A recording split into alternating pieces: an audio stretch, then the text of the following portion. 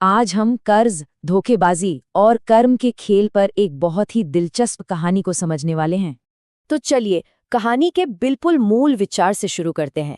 ये एक ऐसा फलसफा है जो इस पूरी कहानी को चलाता है। साहूकार शांति प्रसाद का मानना था कि कर्ज सिर्फ पैसों का लेन देन नहीं है, ये तो एक ऐसा कर्म है जो जन्मों जन्मों तक किसी का पीछा नहीं छोड़ता। कहानी का पहला हिस्सा है परलोक का कर्ज, एक फूल प्रूफ ठगी। हमारी कहानी चांदपुर शहर से शुरू होती है, जहां दो ठगों को लगता है कि उन्होंने एक मशहूर और ईमानदार साहूकार को ठगने का एक पक्का प्लान बना लिया है। यहाँ पर ना दो बिल्कुल अलग सोच टकराती हैं। एक तरफ है छटंकू और मनकू, जिन्हें लगता है कि शांति प्रसाद जैसे धार्मिक लोग तो सबसे बड़े बेवकूफ होते हैं, और दूसरी तरफ है खुद शांति प्रसाद, जो अपने उसूलों के पक्के हैं और कर्म के सिद्धांत पर बहुत गहरा विश्वास रखते हैं।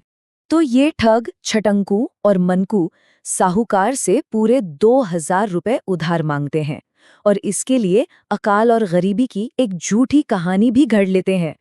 अब उनकी कहानी के जवाब में साहूकार बस दो सीधे सवाल पूछता है, कितने पैसे चाहिए और कब तक लौटा दोगे? और यहीं पर आता है कहानी का सबसे दिलचस्प मोड़। वो कर्ज चुकाने का प्रस्ताव कैसे देते हैं। उन्हें लगता है कि उन्होंने एक ऐसी तरकीब निकाल ली है जिसका कोई तोड़ ही नहीं है। वो मजाक में कहते हैं, अगर इस जन्म में नहीं चुका पाए तो क्या हुआ, अगले जन्म में चुका देंगे। सोचे उन ठगों को कितनी हैरानी हुई होगी जब साहूकार उनकी ये शर्त मान गया। उसने अपने मुंशी को बुलाया और कहा कि एक ऐसा अनुबंध लिखो जिसमें लिखा हो कि कर्ज अगले जन्म में चुकाया जाएगा, और फिर उन्हें पैसे दे दिए। ठगों को तो पक्का यकीन हो गया कि उन्होंने दुनिया के सबसे बड़े मूर्ख को ठग लिया है। अब आता है दूसरा हिस्सा, बैलों का डरावना राज। एक ऐसी बातचीत जो सब कुछ बदल देगी।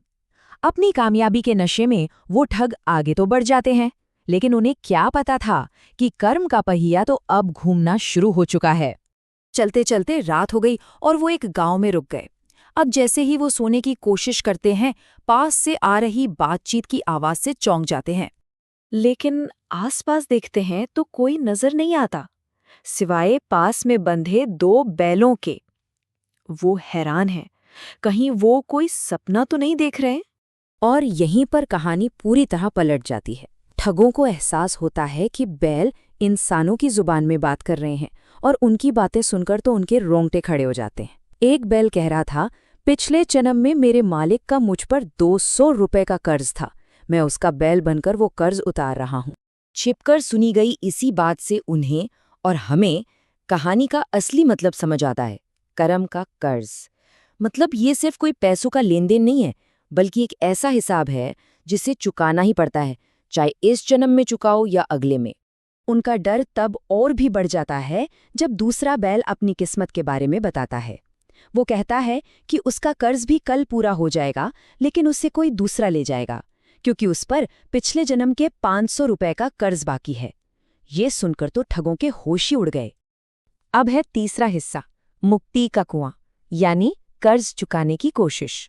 अब अगले जन्म में गधा बनने के डर से वो ठग अपनी गलती को सुधारने के लिए दौड़ पड़ते हैं। उनकी पहली कोशिश तो बेकार जाती है। वो साहूकार के सामने गिड़गिड़ाते हैं, लेकिन वो उन्हें उनके कॉन्ट्रैक्ट की याद दिलाता है और बड़े आराम से कहता है, मैं अपने उसूलों का पक्का हूं, पैसे तो अगले जन्म में ही लूंगा। अब जब सारे रास्ते बंद हो जाते हैं तो वो एक जंगल में भटकने लगते हैं। उन्हें लगता है कि अब कुछ नहीं हो सकता, लेकिन तभी एक साधु से उनकी मुलाकात होती है जो उन्हें इस मुसीबत से निकलने का रास्ता दिखाते हैं। वो साधु उन्हें एक बड़ी अनोखी योजना बताते हैं जिससे साहूकार को मजबूर किया जा सकता है। फिर वो एक ऐसे गांव में जाते हैं जहां पानी की बहुत ज्यादा किल्लत है और अपनी योजना पर काम करना शुरू कर देते हैं। वो साहूकार से ठगे हुए सारे के सारे पैसे एक कुआं बनाने में लगा देते हैं। दिन रात एक करके 1 महीने की मेहनत के बाद वो एक पक्का कुआं तैयार कर देते हैं। अब है चौथा और आखिरी हिस्सा, कर्म का अटल सबक, यानी एक निस्वार्थ काम। ये हमें कहानी के उस मोड़ पर ले आता है जहां उसूलों और करुणा के बीच एक चुनाव होना था। और योजना बिल्कुल सही काम करती है। जब छटंकू और मनकू गांव वालों को पानी भरने से रोकते हैं तो पूरा का पूरा गांव बेचारे साहूकार के पास पहुंच जाता है और उसके कुएं से पानी इस्तेमाल करने की मिन्नतें करने लगता है। अब ठग साहूकार के सामने एक शर्त रखते हैं। वो कहते हैं कि ये कुआं आपके पैसों से बना है तो हुआ भी आपका ही। अब फैसला आपके हाथ में है, इन प्यासे लोगों का पाप सिर पर लेना है या पुण्य कमाना है। अपनी ही चाल में फंसकर शांति प्रसाद को हार माननी पड़ती है। वो गांव वालों के सामने उस कुएं को कर्ज की अदायगी के तौर पर स्वीकार कर लेता है और उन दोनों को उनके कर्म के कर्ज से आजाद कर देता है। तो इस कहानी की मूल सीख क्या है? जैसा साहूकार बाद में समझाता है, कर्म ये पक्का करता है कि सारे हिसाब बराबर हों। अच्छे या बुरे कर्मों का फल जरूर मिलता है और निस्वार्थ काम करके ही मुक्ति मिल सकती है। उन ठगों ने अनजाने में ही सही एक पुण्य का काम किया जिससे उन्हें अपने पाप से छुटकारा मिल गया। और ये कहानी हमें एक अंतिम सवाल के साथ छोड़ जाती है।